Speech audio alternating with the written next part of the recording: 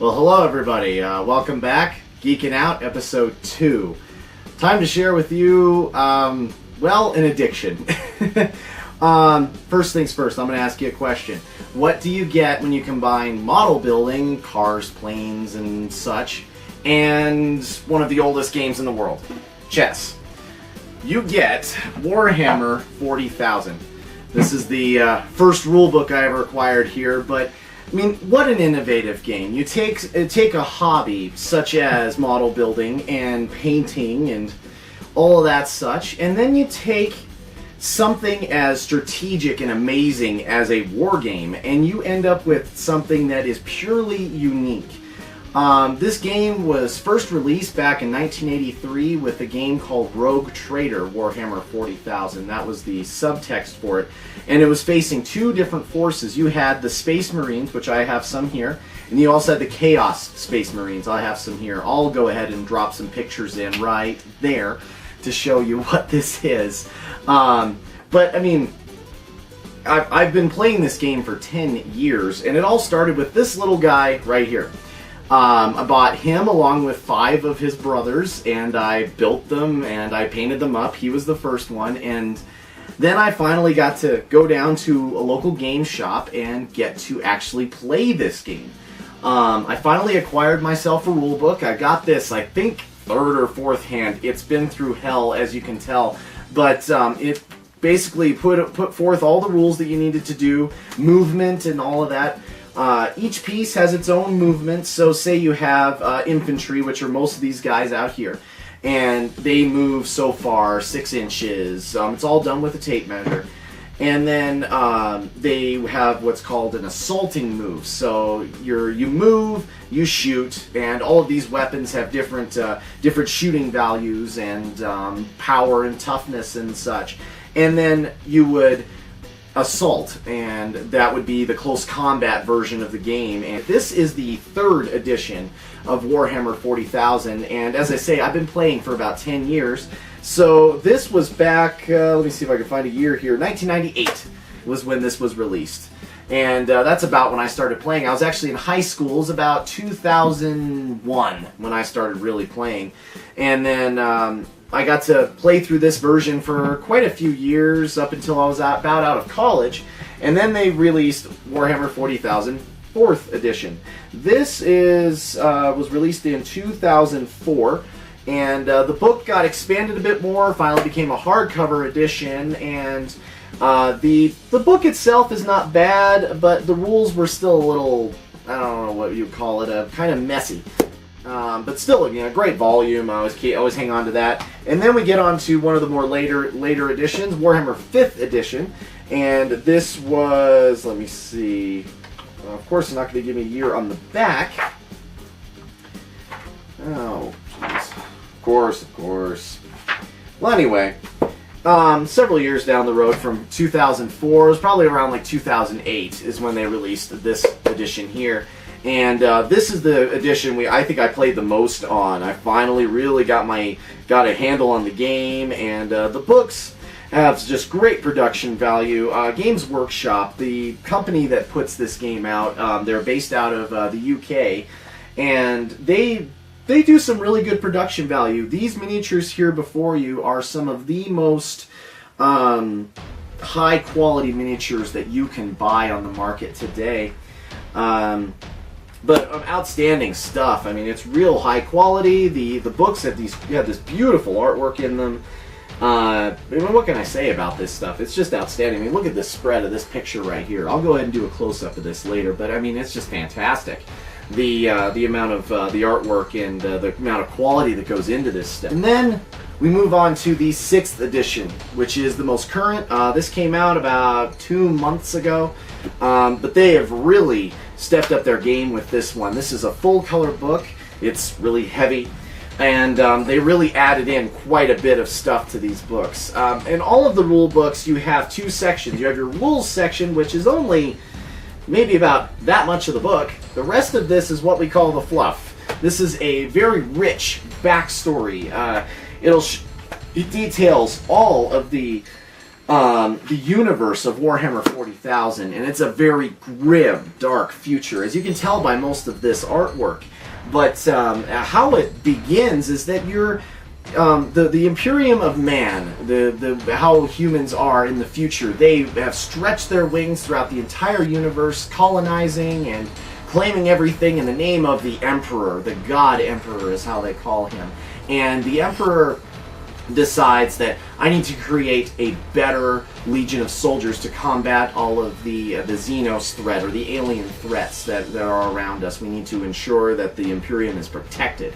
So he creates the Primarchs, these super beings of all the... he basically calls them his children. And they spawn the legions of what we call the Space Marines. And these guys here are genetically engineered, amazing super soldiers. They stand 2.5 feet taller than a normal man. They have multiple organs. They're just this incredible fighting force. And he created all these legions of Space Marines in what he called the Great Crusade. And he went out further into the galaxy, reconquering his worlds after some of them have been lost, and reunited the Imperium. And then the Emperor decides, I'm going to step back and devote myself to some knowledge. And he hands the reins of the crusade to his favorite son, Horus. And now, all of this is detailed in a fantastic series of books called The Horus Heresy. And what happens is that Horus is corrupted by the forces of chaos. And chaos are the demonic and evil forces that are they're residing within a realm called the Warp. And the Warp enables people to travel faster than light, to move from one place to another very, very quickly throughout the universe. The only problem is that the Warp is infested with chaos corruption. And you need very strong navigators to get through the Warp, and you have to know where you are going. Otherwise, you may be lost, and you'll get corrupted, and the demons can rip you to shreds, and all this nasty stuff. The imagery is quite amazing. Here's a few right now, like this one, and this one. Oh, and that guy looks pretty, doesn't he? But, yeah, there's a lot of bad things in the Warp. And unfortunately, some of the Space Marines started to become corrupted by the Warp.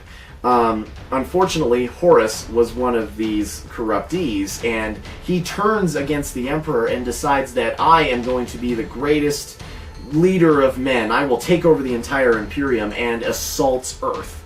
And a complete surprise attack. No one saw it coming. And the Emperor gets onto Horus's battlecruiser, and they fight one-on-one to the death. And Horus loses. And the Emperor is severely wounded. He just, can't live on without help. And they inter him in what is called the Golden Throne. And, well, he doesn't look too good, does he? The Golden Throne is basically one massive psychic life support system. And the Emperor, being the strongest psychic mind in the universe, they wanted to preserve him and keep him alive for basically eternity. And he has sat in that chair for millennia.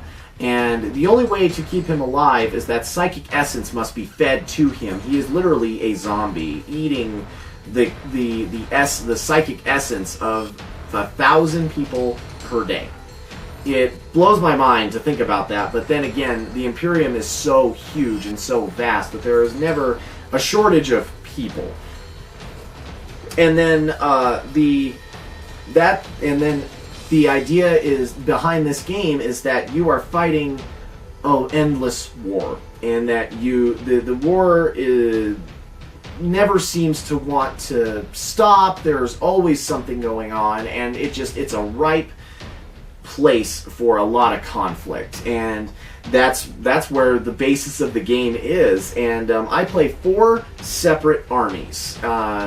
When I started with the Space Marines. These were, as I say, the first 6 guys I ever painted were Space Marines, and this is my first guy. I mean, the work on him's not that great, but there he is. And my work has gotten better, as illustrated by this guy right here. And but then I started to expand my forces, and I started to expand my palette, as it will. if you will. And I ended up with the Grey Knights. This is a Legion of Space Marines created by the Emperor, because the Emperor saw that the chaos and the chaos demonic corruption was so dangerous that he needed to create in secret a Legion of Space Marines that would fight all of this chaos corruption and fight off demonic hordes. And he created the Grey Knights. These guys are the zealous of the overzealous of the zealous, the craziest of the crazy. Just, you know, these unstoppable, amazing warriors. They're kitted out very, very heavily in some of the best weaponry the Imperium can offer. But the downside is that their points cost to build an army of these guys is much higher. So for 10 Space Marines, you're probably buying 6 or 8 Grey Knights. So it balances out in that way. But the models look fantastic, and it's a lot of fun to paint and model these guys and get them out onto the tables. They just look amazing. And then the other Legion that I play are a Chaos Space Marines Legion, following the Chaos God of Jynx, the Lord of Change. And I always thought it was fascinating to have an army like this, because when I started writing my fluff for my own Space Marine army, I decided, alright, I need to show the other half. What happened to some of these guys? And they were corrupted by chaos, and those are the Scions of Change that I call them.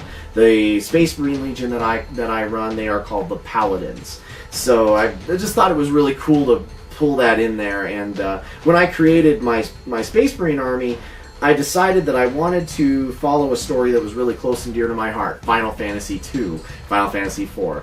And my leader's name is Cecil, and he has a champion named Rosa, and all of my fast attack choices, my jump marines and all that, are named after the Dragoons and stuff like that. It's just way cool.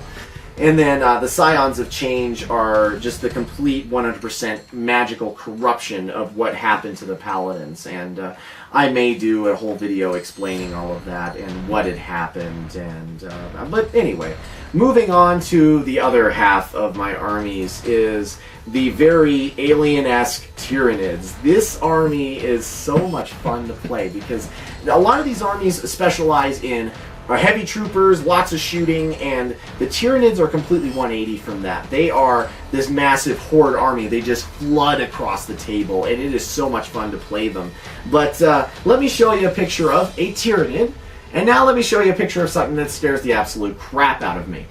You see the similarities? Yeah, I thought so.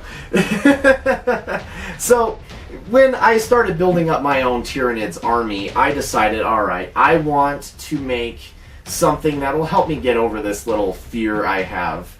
And unfortunately, Giger's Alien is something that just scares the crap out of me. So I decided, alright, let's personify it a bit, let's get it out in the open, and let's have some fun with it. And that's where I came up with the Black Terrors of Talira.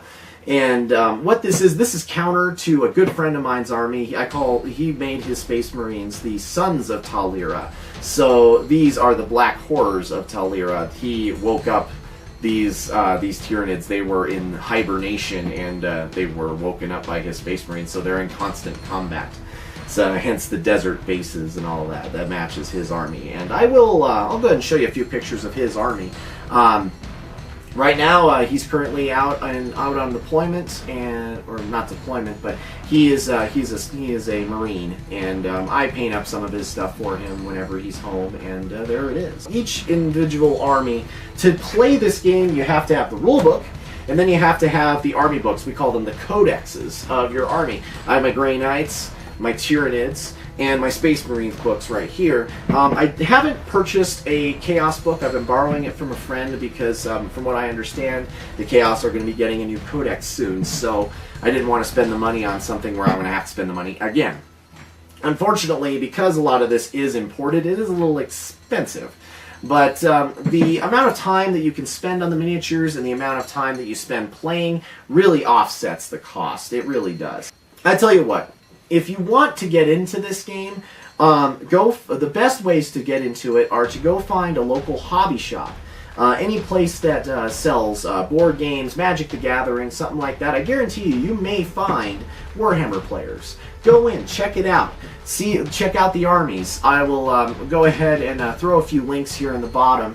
And for Games Workshop's website and any place like that, if you find a local gaming store, patronize them. Make sure that you give these guys your cash, because I'll tell you what, guys, a lot of these places are independent.